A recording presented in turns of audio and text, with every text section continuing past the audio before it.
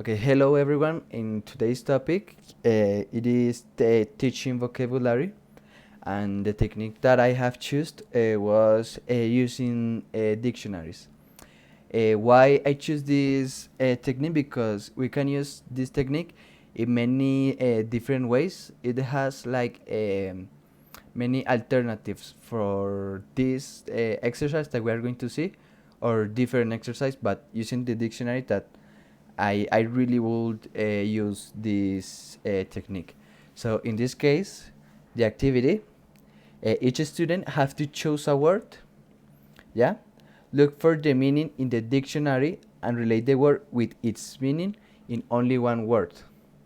Yeah, this activity, sorry, is for an advanced level student, yes, because we are looking in knowing in a translator dictionary, but in a mini dictionary, so it's quite harder to develop. Yeah. So in this activity is very important that the student get involved, because it is a very participate activity, but because we are going to play with the memory um, and the memorizing of concepts and words. Yeah, and in this way, while we are like getting fun, they will learn as well. So for example, each student have to choose a word. If the student chose the word boot, in this case is for advanced level. Boot, if we look in the meaning dictionary, it says that it is an insulated hill or mountain rising abruptly above the surrounding land. So, how we can paraphrase that meaning is that boot is similar to mountain, or we can relate the boot with mountain. That is what we want for this activity. Reduce the meaning in one word to get the activity easier. So when the student choose the word and paraphrase the the meaning of this word, the next step is socialize that word, and here is where the activity comes. Here is where the teacher have to has the teacher has to call each student, and each student has to say his word, and the next student has to say the previous word, the meaning, and his own word and meaning, and so on. This is like the sequence. Yeah. So for example, the first student says but mountain. So the next student has to say but is mountain, and azure is unclouded sky. Yeah, if he did in a right way, the next student has to repeat the two previous word and activity. So but mountain, azure is unclouded sky, and lucubrate is work laboriously.